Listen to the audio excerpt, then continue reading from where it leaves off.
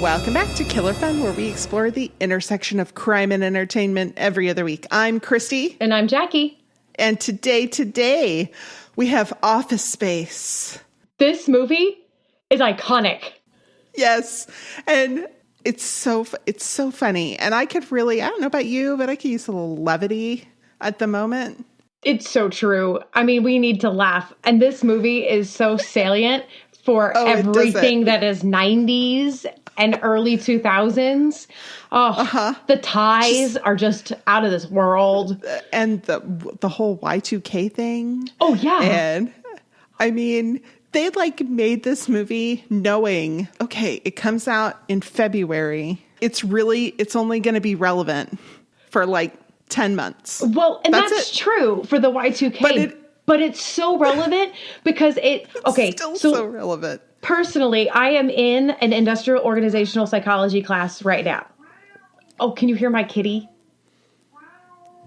Because he's going nuts. All right. Sorry. So in this class where we deal with business psychology, basically the work that consultants do, we are studying all the phenomenon associated with motivation and workplace efficiency and all of that kind of stuff. And so as I'm watching this movie, I am laughing so hard because it's not the first time I've seen this movie. I know so many scenes by heart, but as I'm sitting there and I'm thinking about the last book I just read on burnout, and I'm thinking about all of it, I was like, actually, it's such a timeless representation of organizations and behavior. Really, from the 70s until now. True. At minimum. I think it was harder to do things before the 70s. There was just a different level of handcraftedness that had to happen in a lot of ways. But, as computers started to arrive into offices, that kind of changed the workplace culture. And this would have been as true in the mid 80s and the late 90s and today. Absolutely. It's so cool. And I don't miss working in an office, but it kind of makes me miss the normal weird awfulness that is life when we're not working from home. I know what you mean. Because honestly, I've been working from home for a lot of years now. I've had one of these very flex schedules. And actually, it's something that the millennials have kind of really taken to the forefront by saying, we're not going to live like that anymore. We're going to seek out other types of rewards, and we're just going to have more control over our lives. And the pros are that we can arrange our life in a way that we can enjoy things and we can work when we need to or want to. And we just have a little bit more of that. We can be more relaxed in certain ways. But on the other hand, we also never stop working. We never clock out and just go home and have the rest of our life, and so it's kind of a good and bad, but I totally love this way more than the idea of going to an office, doing a job I don't like. But there is, like you said, something beautiful about watching their friendship because they're always there and they can go to lunch and they can do all of that. So for that reason, I can see how there would be a little less isolation. Yeah, it's just the normalcy of it. You go to work at a job you don't really like and that you're not passionate about, and you make friends and commiserate with them. And there's no going to work right now, whether you normally work from home or you don't work from home. Right? You're watching this and you're like, oh, they get to go to work. They get to go to work. Look, they go get to commiserate together, or whatever that word is. Cut that, slice that. What am I trying to say? They get to commiserate together, but misery loves company. I'm leaving that in. I'm leaving miserate in because that's really miserate, funny. Yeah. What is the word? I don't even know. This is, brain mush. Yeah, that's fine.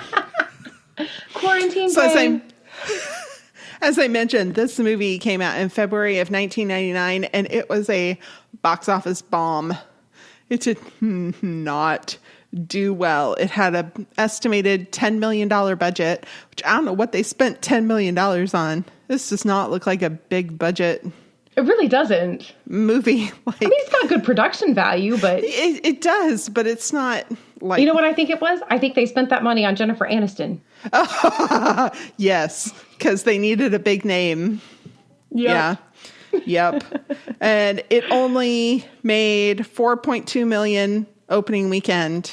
And the domestic gross was about 10.8. So it made money, but not a lot. Not a lot. No, I mean, in the money, in the money business, in the movie making business, I am also mushy. Come on, people, miserate with us. It started playing on Comedy Central in August of 2001, and that's when it really took off. Well, as it should. Well, I mean, people with home on the weekends from their job that they're, miserating with their colleagues about. Maybe smoking a little weed. I mean, and the characters, the lines, it's changed the vernacular. You know how Friends kind of changed our vernacular and we started saying things like, could I be anymore? Whatever. And, all of this kind of stuff. Well, Office Space did the same thing with I'm just going to have to go ahead and, I'm just not going to go. It's all from Office Space, y'all. Oh, sounds like somebody's got a case of the Mondays. And the way that she says it, the Mondays, with her big sad face on. Her fake sad face. It's awesome. Welcome to Accounts Payable. Just a moment. Oh, it's so funny. Oh. The sound of the printer. Oh, do you remember the sound of that printer? Yes. And it went back and forth. And it had the little gears would turn. The little... Uh-huh. Yeah, it had those little gears turning had a particular noise. Yes. And oh man, when they would not work right, you could hear it before you saw it. Yep. And you're like, no!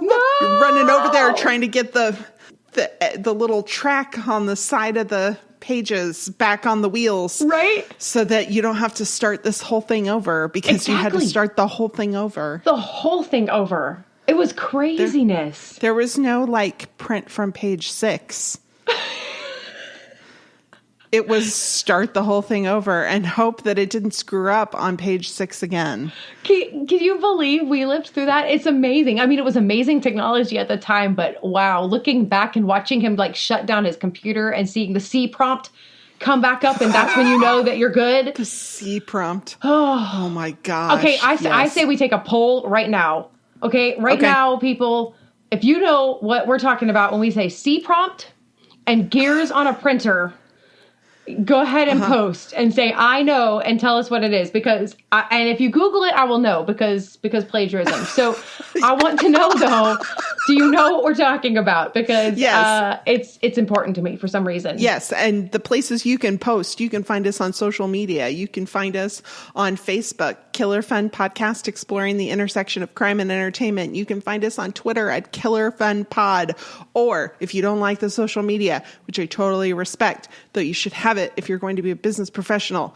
But if you don't want to do that, if you don't want to use it for this, send me an email, killerfunpodcast@gmail.com. Yes, do it. All right. Christy, are you ready to recap? First, I want to talk about who's in this. Yes. We haven't talked about who's in this yet. Yes. Okay, yes. So it was created by Mike Judge, this was his first live action thing that he did. He'd been an engineer and then became an animator, and he created Beavis and Butthead, which was on MTV and was so iconic in the 90s. And I think people expected something different from this when they heard it was created by Mike Judge. Maybe so. And that's maybe why it struggled in the theaters a little bit. But he also did King of the Hill, and then he did a movie called Extract with Jason Bateman, which I hadn't heard of, but actually looks pretty funny and interesting and might be something we should consider covering in the future. Ooh, I will definitely like to watch that because I'm a Jason Bateman fan. Mike Judge is actually the restaurant manager, Jennifer Aniston's boss, in this movie. So I thought that was kind of a fun cameo. He was basically playing Hank Hill if he managed a restaurant and cared about flair. Yeah. I don't know what it is about flair that makes me laugh every single time. All right. Ron Livingston was Peter. He's had lots and lots of small parts in TV and movie. He's had a bunch of like reoccurring roles in different television shows where he's like starred or been a regular cast member. Almost all of them 20 or fewer episodes, which I think is just a shame. I mean, it gives him a chance to do a lot of different kinds of things, but not like a consistent thing. Right. I'd like to see him more. That'd be awesome. Because he's great. Yeah. Then we have Jennifer Aniston as Joanna, obviously. Of course, she's best known as Rachel from Friends. And I loved her in Horrible Bosses, another one with Jason Bateman. She was so funny as that awful dentist. And it was great. And then, of course, recently she's been in the morning show on Apple TV Plus. And we covered her in the Clue update on Netflix of Murder Mystery. That was great. It was really fun. David Herman plays Michael Bolton. He's done lots and lots of comedy and lots of voice acting. Notably, King of the Hill with Mike Judge. A number of voices on Bob's Burgers.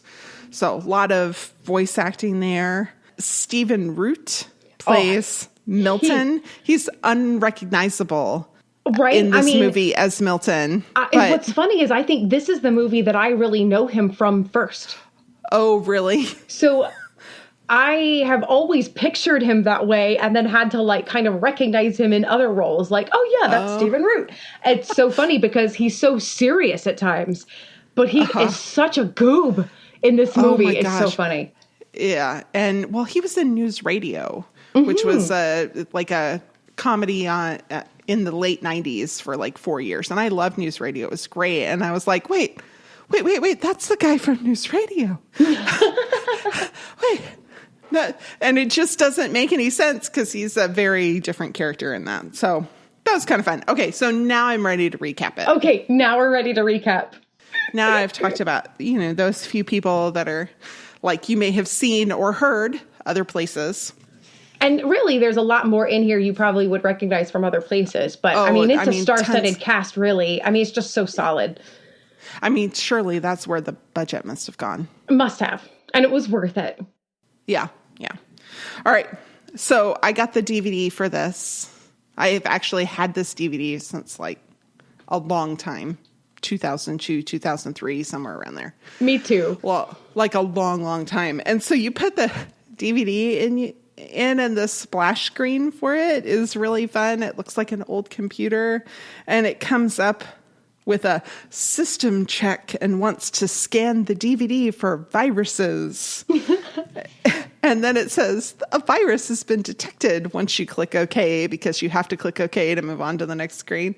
And it's a virus has been detected. Authorities are on their way.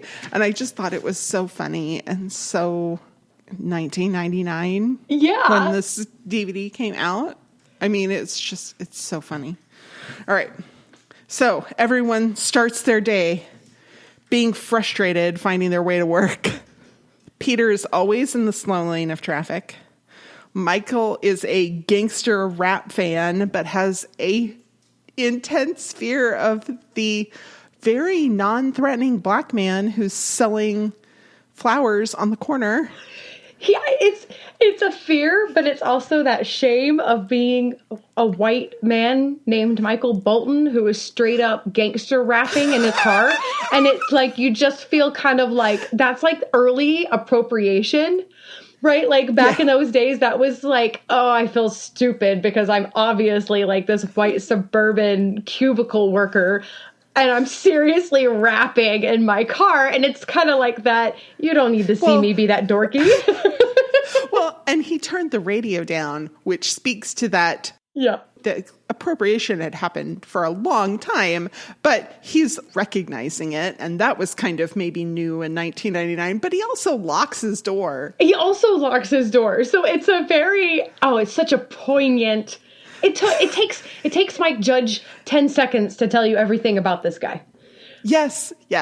Everything salient that you need to know about this guy, you learn in such a short amount of time. It's amazing. It's such great storytelling.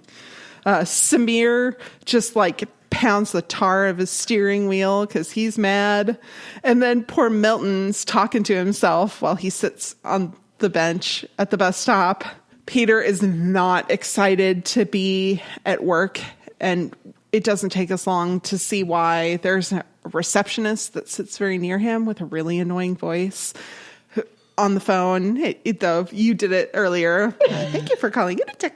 Yeah. She does that. It's a lilting high voice. Accounts payable, Nina speaking. Just a moment. You do it so much better than I do. I'm so glad you did that.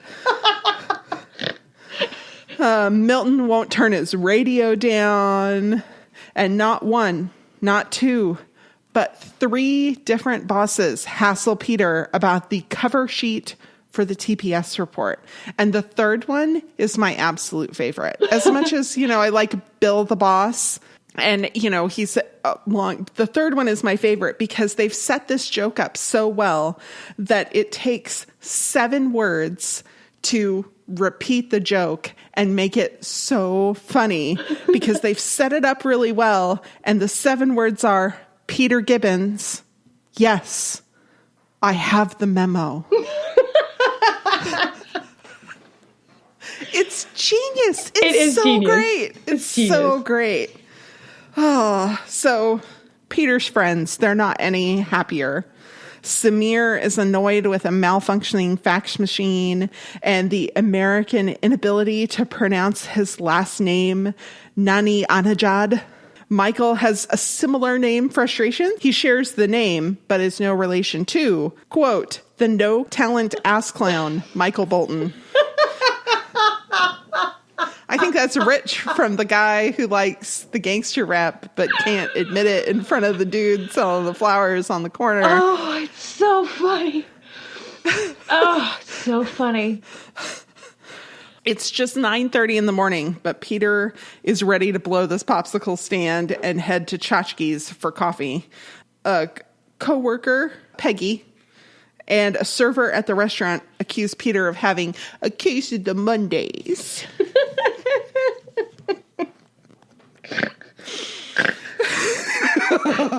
This movie is so good. I have my snort laugh. I mean, just talking about it is funny. Yeah, because I can see it in my head. Oh, I've seen this movie so many times that, talking about it again, it's like I'm just watching it. So Michael, over coffee, boasts that he could write a computer program that would rip Initech, their employer, off big time. But before he can really explain that, they realize why they're at Tchotchke's. It's because Peter has this crush on a server, Jennifer Aniston. She's beautiful. No wonder he has a crush. Long, gorgeous hair. She's always so perfect. Pretty. And yeah, exactly. But he can't ask her out because he has a girlfriend, Anne, and he thinks she's cheating on him. But he's still going to try and work it out. I'm not exactly sure why he felt the need to do that, but he did. And he's going to go see an occupational hypnotherapist with her at Anne's behest. She really wants him to be happy.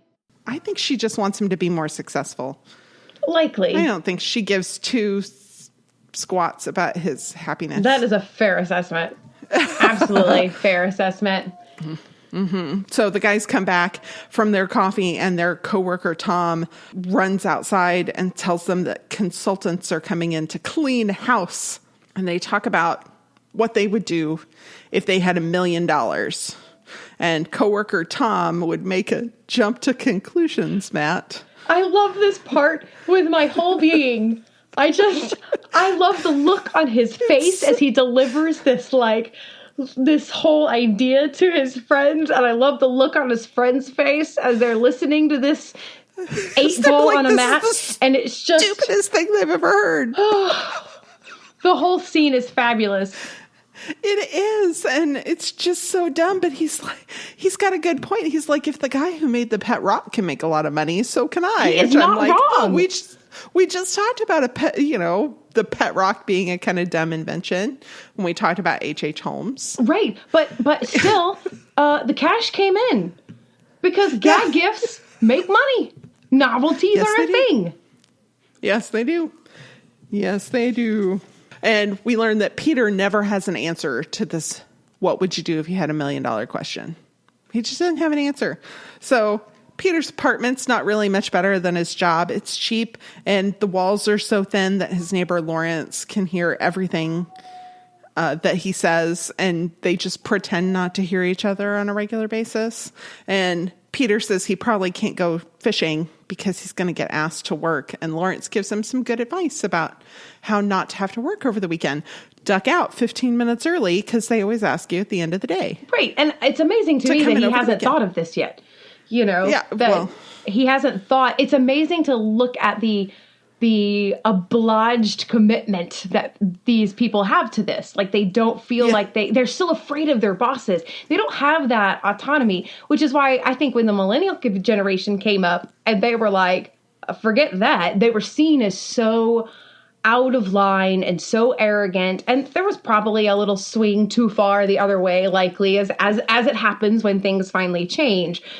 Back in the 90s and the 80s and maybe even the early 2000s, people just didn't feel that freedom to be able to say, no, I'm not going to do that. And you can be mad at me, you know, whereas a millennial would be like, I'm sorry, you pay me for 40 hours a week.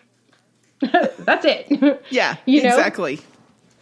If you want me for longer than that, you can adjust it. You're right. It's funny. Friday morning, we meet the consultants. It's the first of two Bobs who we're going to meet. And we learned that the company would like every employee to put the company first always. You don't say. Late 1990s wants you to put the company above yourself. Right. Is this good for the company? Is this good for the company? Oh, and by the way, next Friday, it's Hawaiian Shirt Friday. That's good, right? You like that, right? Yeah.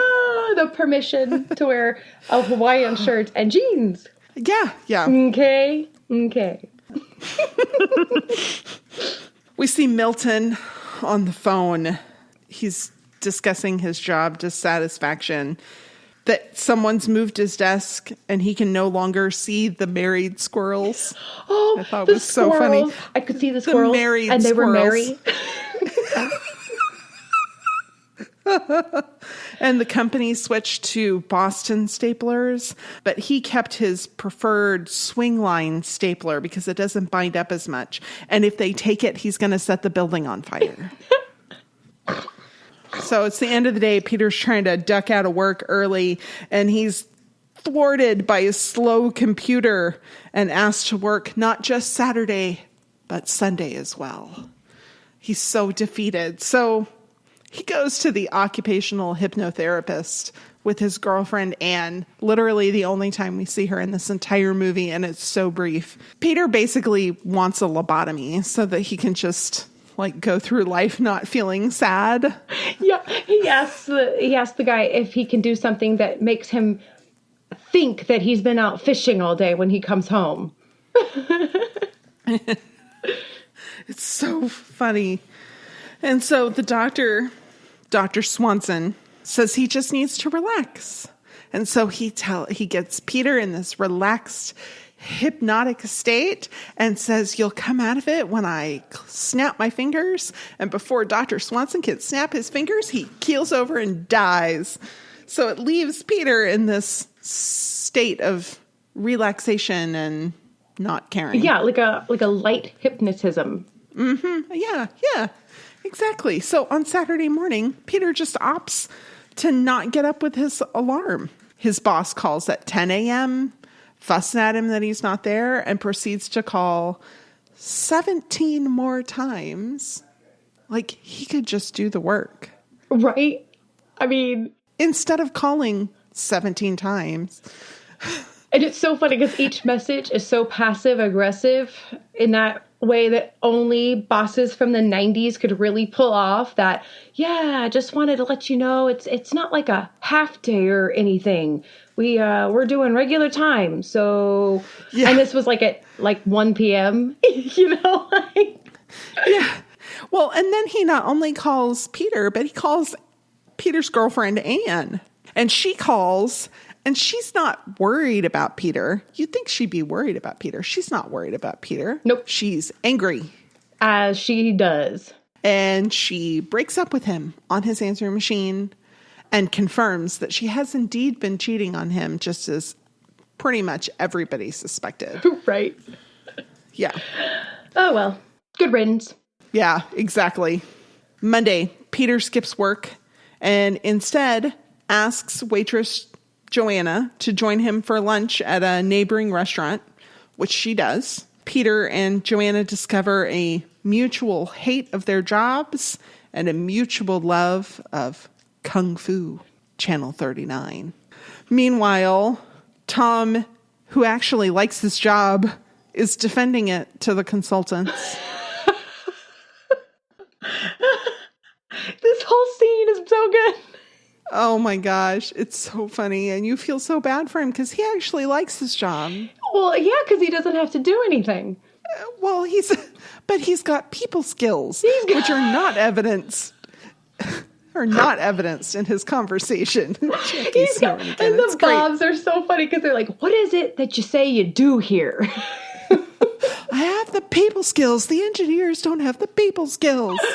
And he's like screaming at them. It's so funny. And Michael has to pretend to be a huge Michael Bolton fan to get in their good graces because they're making fun of him, but also saying how great Michael Bolton is. Right.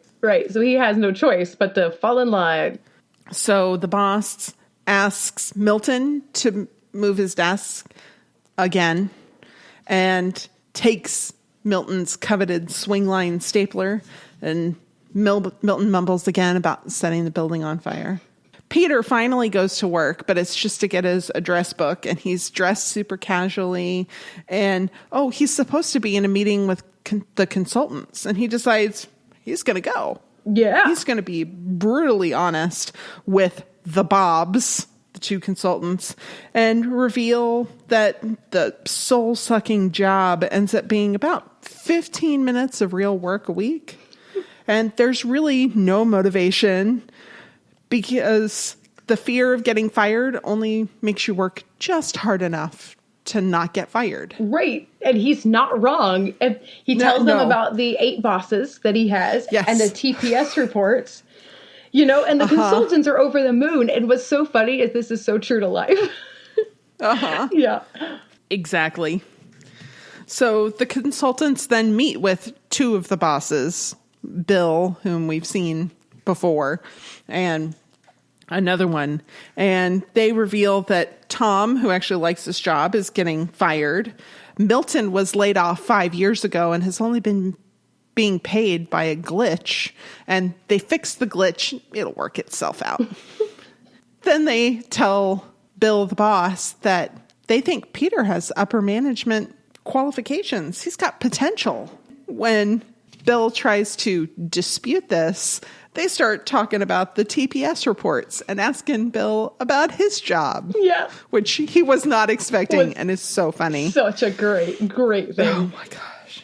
Peter dates Joanna. He disassembles his cubicle to give himself a window.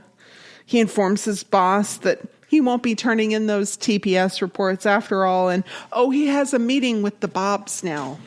Bill, not being able to intimidate Peter, has to intimidate somebody. So he goes to Milton and tells him to move his desk to storage B and dodges all the questions about his paycheck.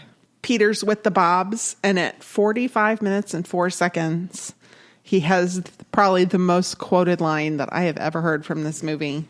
Hey, Peter, looks like you've been missing a lot of work lately. I wouldn't say I've been missing it, Bob. Yes, it's the gold standard of responses. It's the best. Oh my gosh. Yeah. Working hard or hardly working. Yep. I wouldn't say that. It's so iconic. It's so iconic. I think it in my head sometimes. Yeah. I wouldn't say it. I say it out loud sometimes. I wouldn't say I've been missing it. Oh. The Bobs reveal that both Samir and Michael are going to be fired on Friday because studies show that there's less of a chance of a quote-unquote incident And Peter is getting a promotion. You know, Peter, who hasn't been showing up to work, Peter, he's getting a promotion, and his buddies who actually work are getting fired. So Peter asks Michael for an explanation of the virus that he previously mentioned in the restaurant.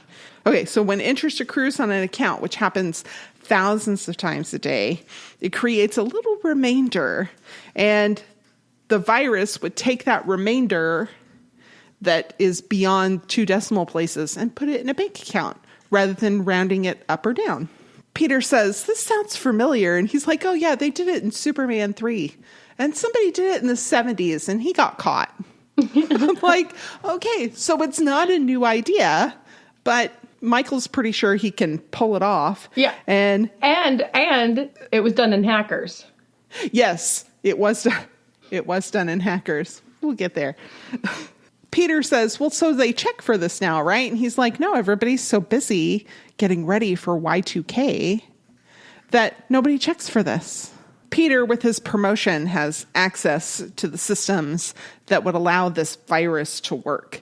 He gets a floppy disk from Michael and Samir, which they have cleverly named their virus _CDEF. It's fabulous. Virus. You're gonna name your virus. Yeah, name it virus. It's just awesome. Yeah. Everything about it. It's so funny. He installs it, and Michael and Samir are indeed fired and a little offended that they were escorted out of the building because they weren't going to steal anything anyway, you know, except for the money that they were stealing with the virus. But whatever. They weren't going to take like office supplies. And Peter says, well, you didn't steal anything, but I did. And then the Ghetto Boys song, Damn It Feels Good to Be a Gangster, plays while they beat the tar out of the fax machine that has given them nothing but trouble the entire movie. They end up going to a barbecue at laid off Tom's house because he was going to commit suicide, decided he loved his wife and couldn't do it, backed out of his garage and got hit by a drunk driver, which is awful, but he got a 7-figure settlement. So he literally is if you had $1 million and didn't have to work, what would you do? Yep. He has made it and he is overjoyed about it. Oh yes. He's got his prototype of his jump to conclusions mat. It's so awesome. Joanna and Peter argue. She's already annoyed with Peter and then ends up dramatically quitting her job when she gets hassled by her boss, Mike Judge, about her flare. Because her flare she's so stupid. This flare is just so dumb. Like, she's like, I'm wearing the minimum number of pieces. What more do you want from me? Basically, he tells her, I want you to want to wear it. Right. She's like, but it's stupid. He says, don't you want to express yourself? You know? And this is where she finally says, yes, I do want to express myself. It's so good. It's so funny. So Peter checks the account where over the weekend it should have accrued a few pennies. They should have seen a small growth in the account, and there's $305,000 in it. That is much, much too much. Yeah. And Michael realizes he put the decimal in the wrong place. He always messes up those, mundane details. Yeah, that seems more like not such a mundane detail. At the office, it's the boss's birthday, Bill's birthday. He's only 41, by the way. He seems way older to me. You know what? People in the 90s and 80s, they seemed so much older at younger ages. I guess. I don't know. It's just weird. But Milton doesn't get a piece of cake. Again. This is not the first time he's not gotten a piece of cake. Our main guys, Peter, Michael, Samir, they're trying to figure out what they're going to do with all this money because they don't feel like they can just give it back. So they look up money laundering in the dictionary and they realize that they're really out of their depth because what dorkier thing is there than to look up money laundering in the dictionary? In the dictionary. Oh. A guy comes to the door and he claims to be a former cocaine addict, and now he's selling magazines, and they think, well, maybe he knows how to launder money. Which is I don't know why the addict would know how to launder money. It would be the dealer that would know how to launder money. Well, and it'd be the bosses of the dealers. It's just all around really, really dumb. And then they learn that, no, he's really a former engineer at Innitrode, a competitor of Initech, where the men work or used to work. And he just makes more money selling magazine subscriptions.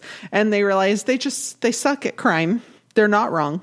So Joanna ends up getting a job she likes better. Peter goes and tells her that he's going to confess to his crime. This is what they had argued about before, that she's like, that's stealing and you shouldn't do that. And he was like, they're awful. I can steal from them. And they argued about it and kind of broke up ish. And he goes and tells her he's going to take the fall. And she says, well, I can make you happy in a way that a job can't. You don't have to like your job. You can still be happy, which I think is kind of insightful, but also that's a lot of pressure on her to make him happy. Yeah, it's one of those quick fixes that's not really a good long-term strategy. But you know what? It's the start of getting there. Yeah, and it works in a movie. And it does work in a movie. Yeah, a 21-year-old comedy. It works fine. So Peter's there and goes to talk to Bill, and Bill's not in his office. So he slides a confession and the money under the door. And Milton really just wants a stapler back. He's down in storage B. He's got to have his good swing line stapler back. And he goes into the boss's office, and the next Monday rolls around and Peter arrives at Initech because he's sure Bill has seen the confession and found the money. He's ready to face the music. And what does he see when he arrives at Initech? It's ablaze. It is just engulfed in flames along with his confession. A 3-alarm fire just burned the ground. Just everything is destroyed. Peter finally ends up with a job that he likes. He's working construction with his neighbor Lawrence. Michael and Samir get jobs at Innitrode, the competitor. Peter does not want to work there because he called it Penetrode instead of Innitrode.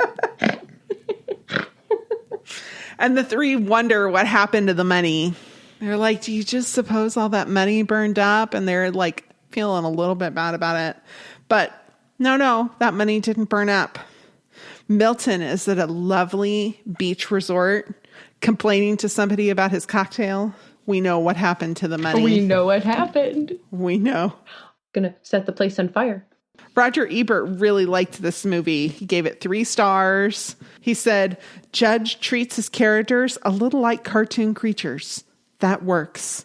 Nuances of behavior are not necessary because in the cubicle world, every personality trait is magnified and the captives stagger forth like grotesques. It was like, that's nice. Awesome. That's awesome. I'm so glad he liked this movie that did so poorly in the theater. Yeah. You know what? I wouldn't put it past him, though, because he has a mind for what is really intelligent satire. Oh, yeah, and absolutely. This is a comedy, but it's a satire, and it makes a point. Yes, absolutely. All right, well, we're going to take a quick break, and we're going to come back and find out what is true in this movie. Is any of it true? Is there something true? What truths can we learn from it? Hey, I'm Stan. And I'm Drew, and we are your hosts of Bad in the Boondocks. Bad in the Boondocks is a fresh take on true crime podcast. We are a father and son team from way back in the sticks of South Carolina. Yeah, in a town of less than 500, and we have a shared passion for all things true crime. So, every Saturday we get together and swap stories about a true crime event. We try and find the most twisted and vile losers of our human race. Now, you won't hear a lot of endless banter on Bad in the Boondocks.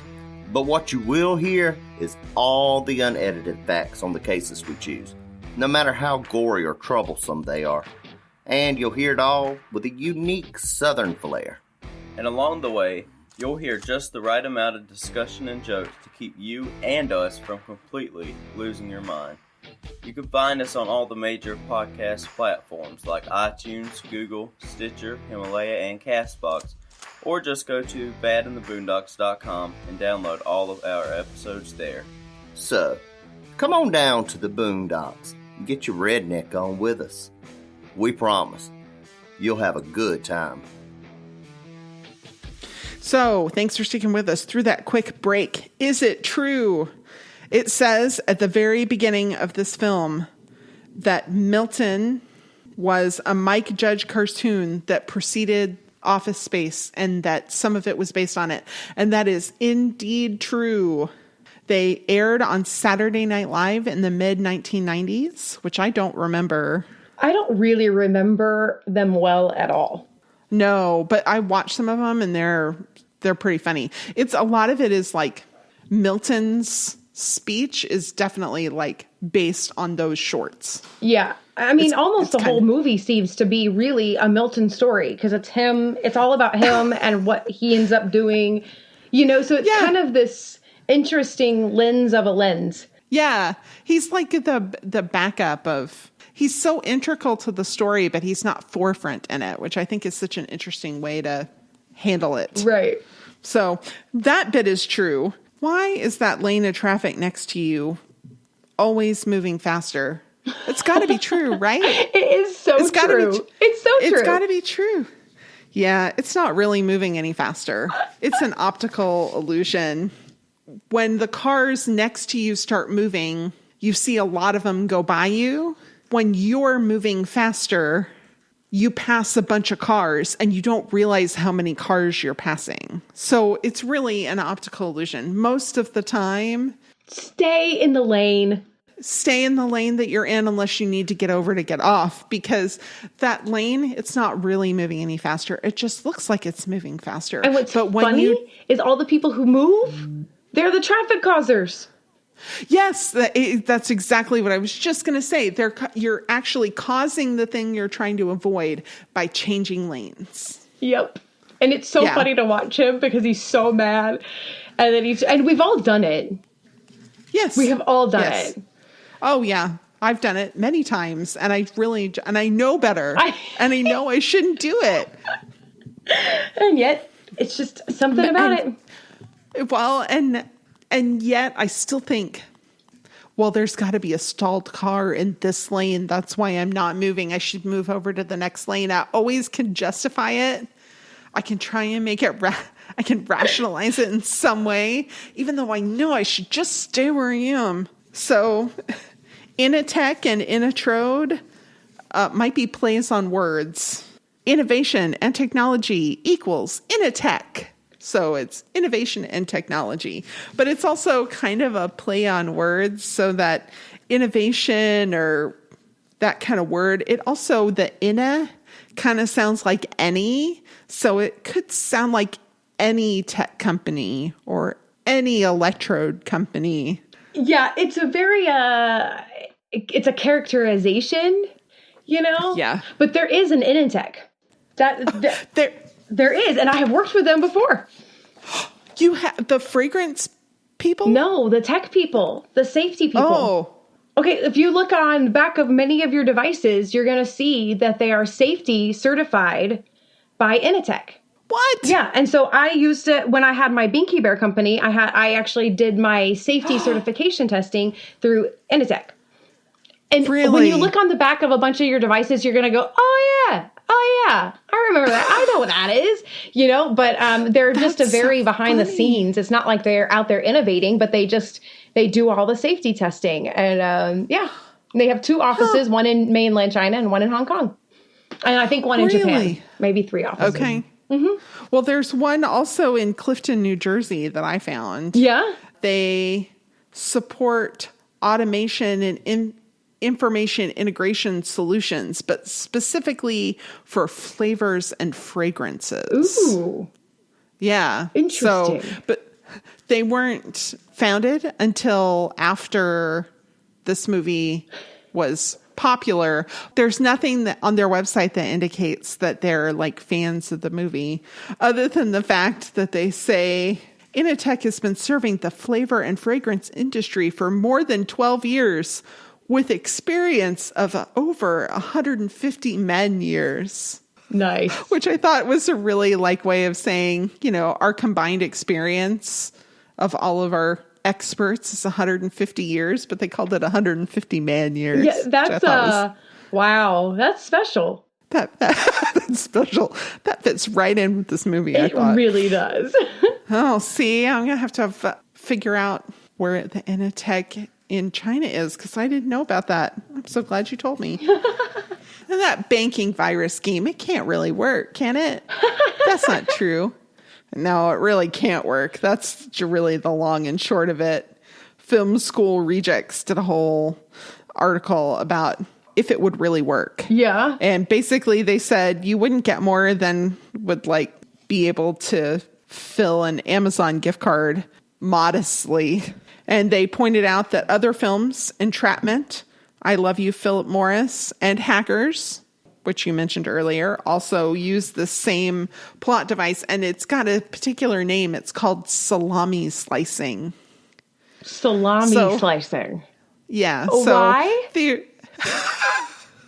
So if you were in a butcher and cutting salami, you could cut off a little piece, and it would not be noticed by the customer, and eventually you'd cut off enough little pieces that you could make a whole new salami. And nobody would know the difference. That's funny. Yeah. So that's why they call it salami slicing. And they also called it coin clipping in the past, because coins used to actually be made of metals. That's what gave them their value, was they were made of silver or gold or copper or whatever. And they were completely that metal. And that's why US currency has little ridges on the edges. So you can tell if the coins have been clipped, because they would cut off just a little bit of the metal, and the money would still spend just fine. But you could, if you did it on enough coins, you could end up with a whole pile of silver, or a whole pile of gold or copper or whatever the coins were made out of, and basically cheat your way into a little bit more money. That seems like a whole lot of work. I feel like just get a job. I think, yeah, I don't know. I mean, it seems like if you're standing at the till of a store anyway, and you're waiting for customers to come in, easy enough to while you're waiting around, just clip the edges off some coins and make yourself a few extra bucks. I suppose that's true. Yeah, I mean, the only way this virus works, is if the banks ever round down.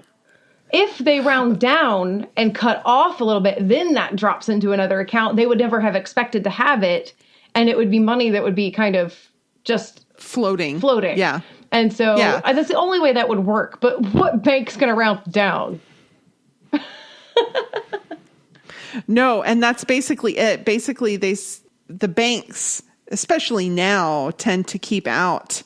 They don't truncate the number and leave that extra there. That's what they would have to do. That's what the software program would do. It would tell it to truncate the money instead of rounding it. But banks typically keep their numbers out 5 to 6 decimals internally and do rounding. And there's just as much rounding up as there is rounding down. So it doesn't really work. And especially now, it would work very little. It's not feasible, not realistic. It's not something that you could really do really ever. Really ever. It's never worked out for anybody. So, but certainly not now. Yeah. I mean, I guess maybe it has worked out for somebody, but we just don't know about it because they haven't been caught. Maybe so. Maybe. I don't know. Our psychology break. Well, I don't know about occupational, but hypnotherapy is a thing. It is. And it's not at all really like how it was portrayed in the movie. It wouldn't be a one and done situation. hypnotherapy is typically used in conjunction with other treatments. Right. You don't just make an appointment to go get hypnotized. Yeah, no. I have a friend and she did hypnotherapy to lose weight. Maybe about the time this movie came out, like in the late 90s. And she had a side effect that she also quit smoking, which was good for her. But she didn't just lose weight because she listened to the tapes that they made for her for hypnotherapy. They also taught her nutrition. I mean, it was in conjunction with other parts of therapy. Mm-hmm. It wasn't just hypnotherapy. Although I have to say, the script that they used was an absolute representation of the real scripts. Sure. And I mean, it was shortened, but that is the script. And so my professor this semester actually does hypnotherapy. And with all that's going on, he's really great. He decided he was going to do a relaxation thing in class. So even cool. on Zoom, and he took us through the script. Now, the same script that you use for like a deep relaxation is the same script he would use for the hypnotherapy session. And there's just one little section where he would kind of diverge and go a different path versus just continuing on the relaxation path. And it is very, very similar. And there is a certain cadence and rhythm to it and the way that he talks about it. And legitimately in the relaxation, you can feel it, where the whole idea is you become so relaxed that when you try to open your eyes, your eyelids are so heavy that they don't open. Really? So it's like you open your eyes with the internal muscles, but your eyelids just don't go with it. And that's how you can kind of know that you're starting to really be relaxed. Oh, that's cool. Basically, you start to look high. Mm-hmm. And then when you come out of it, when he brings you kind of out to that place and says, okay, now when you open, your eyelids will open, but you will feel more relaxed and you will feel ready to face, what you have to do and blah, blah, blah. And so it's a really interesting thing. Yeah. That's fascinating. But really, you're in control. Yes. Unlike how you often see it portrayed in, television and movies, that you're being mind controlled. You have a choice as to whether or not you're participating in this. You have to participate. You have to be willing to do the relaxation and do all of that kind of stuff. But yeah, done on a regular basis though, I wouldn't recommend just not showing up for work if you were supposed to or whatnot, but you should then start to feel that more relaxed, sensation and be able to then have margin to look out and make decisions that are better. Yeah. Like, no, I'm not going to say yes to this or, and it's helpful. Super cool. All right. So what about the idea of the counselor asking you, if you had $1 million, what would you do? Now, obviously, $1 million now is different than having $1 million. Even 20 years ago, I would say you might still have to work, even if you have $1 million, because you're not going to make the kind of money you need to make, even in interest, especially not now. Not now. To be able to live on it. But it's an interesting thought experiment, but there are more useful questions that a counselor might ask. Agreed. So, Psychology Today, Dr. Marty Nemko had a few suggestions. And I think this one's it's really similar, but I think it's a better question. If you didn't care what anyone thought, what would you do? Nice. I think that's interesting. If you're not worried about being embarrassed or disappointing your family or whatever, what would you do? I think it also maybe gives you a little insight. Now, of course, we talk about crime a lot. And so my first thought was, that tells you a lot about somebody if they say, well, I would torture animals or I would hurt someone or... That's immediately that is a very dark path. It's immediately where I went, is down that dark path instead of saying, I'd rather be a stripper. Not that I would rather be a stripper, but I could see that being an answer. I don't care. I wouldn't mind being objectified or whatever. But, that's a very different path than. It's a very different path than I think most people would take. But I can see why we would go there. Yeah. Because I wouldn't say it myself, but I would be uber curious about who would. Yeah, exactly. Yeah. If you were your twin what advice would you give? So if you were your own sibling and you cared about them, what advice would you give them to do in this situation? That's an interesting question. Right. Like you might tell yourself to do one thing because of your fears and anxieties. But if you could set those things aside and actually give advice to somebody whom you care about that ignores, or it is genuinely what's in their best interest and maybe ignores the not condensation, that's getting wet.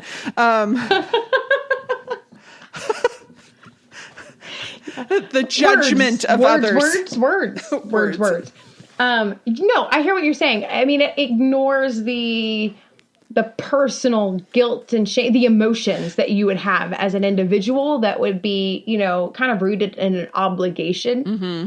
When you look at somebody else, but a lot of times you don't know that person, but if they're your twin, you would really know them so super well, and yet you could not have that obligation on their behalf. Right. Yes, exactly. I thought it was a really interesting question. And this one was really insightful too. If I were a genie who couldn't grant your wish, but could answer your question, what would your question be? Well, now that's an interesting thought. You can't wish for money or more wishes or fame or power. You just want to have a question answered. What question would you ask? That's an interesting thought, right? I don't know what my question would be. I would have to think about it. I don't know either, because I feel a little like Peter. I would do nothing.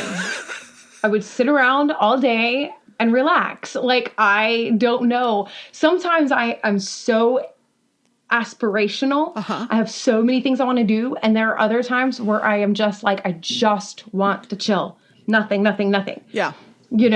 I oscillate kind of between those two extremes. Mm-hmm. And it's not an emotional thing. It's really a motivational thing. Like, what do I want to do? Right.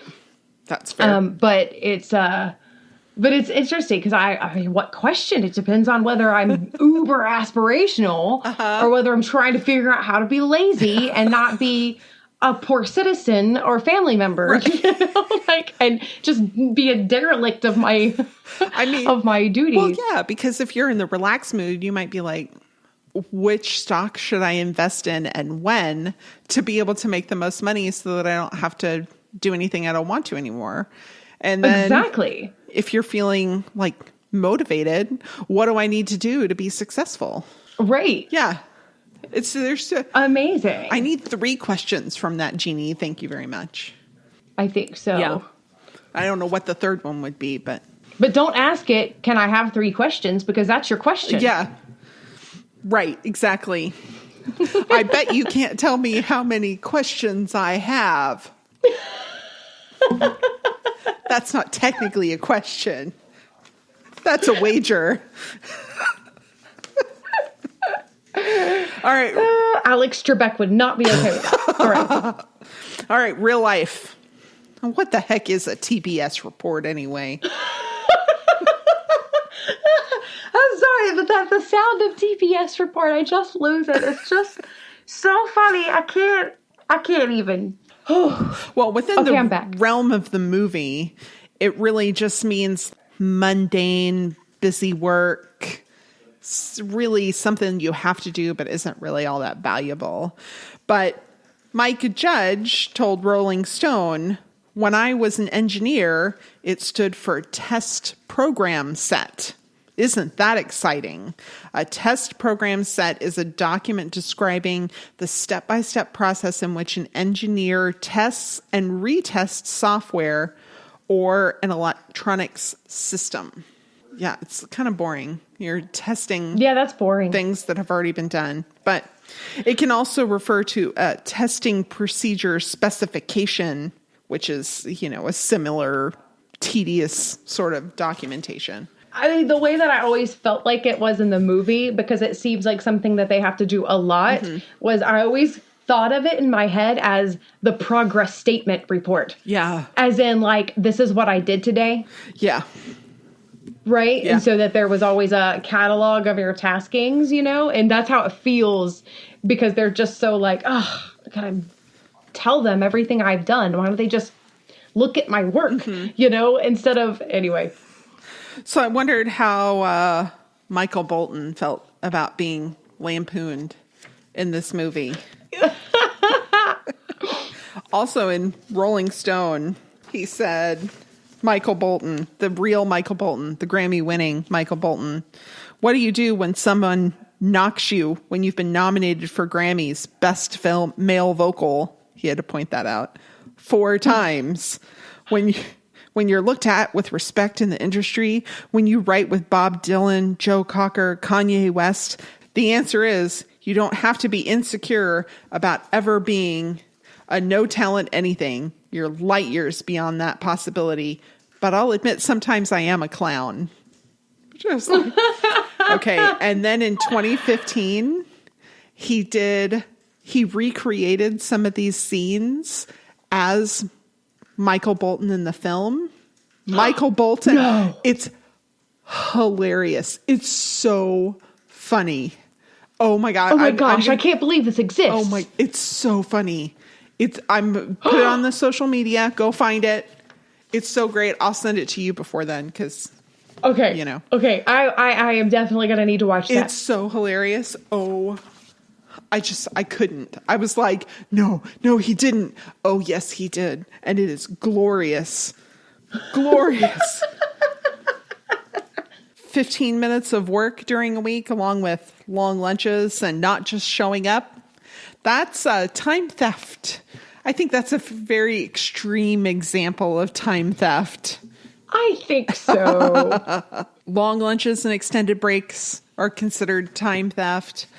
Also, unauthorized socializing. So spending more than a few minutes over a cup of coffee talking with somebody about things that aren't work related might be an issue. Misusing paid leave. So using paid time off for a mental health day might be okay, but calling out sick because you don't want to go to a particular meeting is not acceptable. And then excessive personal time where you're just doing things that aren't work related, like, I don't know, cleaning a fish on your desk at work. That might be it. And on top of all the reports. There was one comment on this article on Gen 20 that did say, this is true and stealing is wrong, but there are downtimes where you may not have as much work, but you still need to be there. And sometimes doing personal interaction during those times actually can help you be more productive by allowing you to have a better relationship with your coworkers. It's true. Yeah. I mean, we can't downplay the importance of availability. Right. Being available. And not every job allows a person to be as proactive as they could be, which is a whole nother slew of discussions. But, a lot of people work in an environment where it's fully reactive work. Mm-hmm. And that's fine, but that means if there's nothing to react to, you're being paid to be on call for whatever's going to come up when. Right. And, that's part of what the millennial generation into Gen Z has really spearheaded this idea of how do I use my on-call time? Mm-hmm. And do I need to be sitting in an office and waiting there for that? Or is this something that I could be doing other things and then be able to be trusted to turn my attention to the reactive work as necessary? And if I'm doing something in that time where I'm on call and available, maybe I'll find new ways to be proactive. Right. And to set forth some sort of process that might make me even better at being reactive. Mm-hmm. And so, as we study that and get more into it and understand what people want out of it, but some people work better if they're available by being at a desk or being at the water cooler, and other people work better if they just are able to be home and do whatever. Right. But yeah, that availability. I remember when my kids were a little younger, and I remember sitting around and not being able to do anything because if I got into something, I would inevitably be pulled out of it. And whatever I got into would take my attention off of their safety too much. But I sat there feeling like I was being so unproductive because I was just sitting around while they played. Yeah. And then it hit me that what I'm doing right there was being available for them, and that would mean the world. And I remember the times that like my parents were available, or that a boss has just been available. Right. Availability is something I don't think we talk about enough. That's very true. Excellent point. Excellent point. All right. So they used a floppy disk to install this virus. I was that like, made my day. Really, I was like, oh, quaint. We watch these older movies and I'm like, oh, that's quaint. It's a weird word to use for some of these movies, but that was one of them. I was like, weren't floppy disks on their way out by then? Yes, they were. Like they were. By after 2000, it was much rarer to find a computer with a floppy disk in it. They were all moving to CD drives, and now we don't even have that.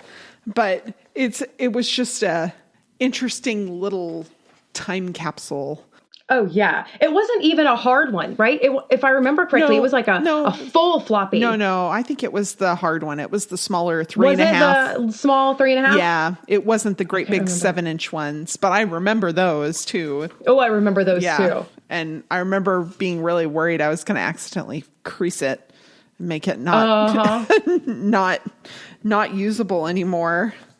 The Bobs said there was less of a chance of an incident if they fire someone at the end of a work week.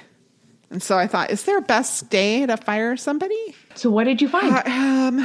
Workopolis had an article that said, not really. There's not really a best day. And they have justifications for just about every day. So Monday is easy for an employee because it's easier for them to make a transition. If they have questions about benefits, can have it during the work week so they can talk to HR about, when they're getting paid, what's going to happen next. They can start looking for a job right away and hopefully find other employment relatively quickly if it's done on a Monday. Tuesday is similar to Monday for the person being fired, but it's a little easier on HR because human resources can go ahead and they can draft up the letters. They can have everything. They have Monday to put everything in place to make the transition go smoothly for both the company and the individual being fired. Wednesday is similar. They still have some time the employees still has some time to start looking for another job. They're not facing a weekend alone necessarily. They can reach out to their former coworkers. Thursday gives those people a chance to reach out to their boss and talk to their boss on Friday a little bit about what happened and, if they have questions again. And then Friday is really the easiest for the company because it falls at the end of a pay period usually. And it does slightly suggest that there's less a chance of workplace violence. I couldn't find anything in particular that really supported that. I did look for some studies that they mentioned, which I think was completely made up, but it's really a Friday firing is easiest for the company, but not necessarily best for the person being fired because they have the whole weekend where they can just stew. They can't really start looking for another job yet. They can't, if they have questions, they can't really ask anybody about it. So that's what I found about that. Interesting. And then Milton set fire to the building because desperation really does cause arson. The Washington Examiner had an article just at the beginning of April 2020, and internet search queries of how to set a fire are spiking during this economic downturn. Oh, no. Because, fraud and people are trying to figure out how to make ends meet, and sometimes burning down the house or lighting your car on fire seems like a good idea. And I'm here to tell you that's probably not your best choice. Maybe sell the car or the house. Don't light it on fire. Don't do that. Just it's really a bad idea. Yeah. They did see a spike in some of this in 2007, 2008, 2009, when we had a similar sort of economic downturn. And they said it actually ended up mostly being cars that people would set on fire because it was easy to say that the cars were stolen and then lit on fire so they wouldn't have to make their car payment anymore. Wow. Yeah. And they said it was less homes, but, and then at the end of this article, I have a little bit of a weird thing. It's almost like they're giving you advice on how to do it properly. You don't want it to look like arson. If you're going to set fire to something, you don't want it to look like arson. And then this guy said, as one insurance person told me, look, you're insured for stupid. So if that you can claim you're an idiot, the insurance company has to pay you, or the insurance company should pay you. And so you have to convince the insurance company that you're an idiot. An interesting quirk with this, though, is so you know there's a high threshold to be convicted of arson. So it's kind of difficult to convict people of arson. And if you look like a moron, then even if it's a mistake, you're insured for being dumb and for making a mistake. I was like, that's kind of a weird thing to put at the end of the Washington Examiner article is like tips on how to get away with it. That is so, I was going to say funny, but it's not funny. It's just curious. It's a little flabbergasting, right? Mm-hmm. So that fire at the end of the movie really seemed to solve all of their problems, right? It wouldn't today. Probably not, but that's Security Magazine does talk about how important it is to protect your servers and have backups, that because if your servers get destroyed and that's the only place where your data lives, it doesn't matter whether it's a computer virus that destroys it or a fire or your sprinkler system's malfunctioning.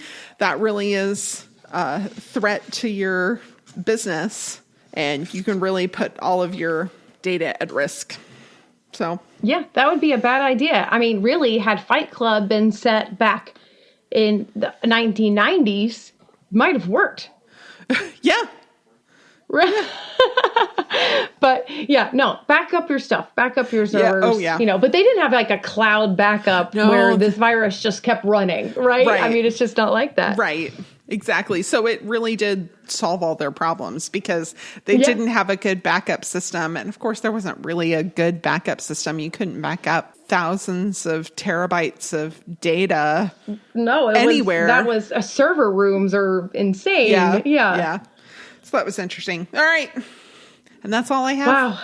I love this movie. I love this movie too. It's so funny. It is such a timeless and yet a time capsule all in one. And I think that's amazing. I don't know any other movie that's so timeless and yet such a time capsule. Yeah, it stays so relatable, but is still so of the time that it was made. It's great. It's delightful. Yeah, I mean, it's like Breakfast Club for Gen X. I mean, I don't know. Like, yes.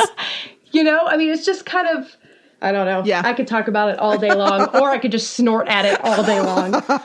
I snorted all the movie. Yeah, me too. Me too, because it's great. All right, so next time. We're going to do something a little bit different. There's this new mobile-only streaming service called Quibi. And if you sign up for it before the end of April 2020, you get 90 days for free. And it's pretty awesome. It's pretty cool. And it's mobile only. And all the shows are 10 minutes or less. And they have, as soon as I heard about this, I'm like, we have got to talk about this. Murder House Flip. I have been waiting for this to come out for so long. And I did not know at the time that I heard about it that it was going to come out on Quibi. No, me either. And that it would be so short, episodes. And I'm really excited about it. I was like, how are they going to cover an entire renovation project and a murder in 10 minutes? Well, the answer is they don't. They don't. They do it in like 16 minutes. There's 3 episodes. We're going to watch the first 3 episodes because that encompasses a full renovation and talks a little bit about the murder, but I'll do some research and get us more information about the murder that has to do with that. So I think it's going to be really fun. So make sure you sign up for that so that you can, by the time this episode comes out, you only have a couple of days left to do that. So go ahead and sign up for it. You can cancel it later if it's not something that's interesting to you, but I think the first 3 episodes is totally worth it. It's super fun. Totally worth it. And I think you'll like the platform. I mean, you have to get over the fact that it's vertical video, which for some people are having like massive issues getting over that. Oh, really? No, it was my husband. Oh, really? See, and I watched the first one and I set it horizontally and it was horizontal video. Oh, really? Yeah, it was like okay, because I regular. haven't watched it yet, but I watched like because there's a lot of animal stuff. And so I've been watching stuff and it's all vertical. And the news little sections that they have, you can get a morning news and an evening news. Okay. It's all vertical. Okay. But yeah, but it's a really neat, digestible way to have some content and it's really neat. Yeah. Yeah. Yeah, it's worth checking out. I mean, for free, check it out. And then join us for Murder House Flip next time. Awesome. All right. Well, we will see you next time. Thanks for listening. Da da da.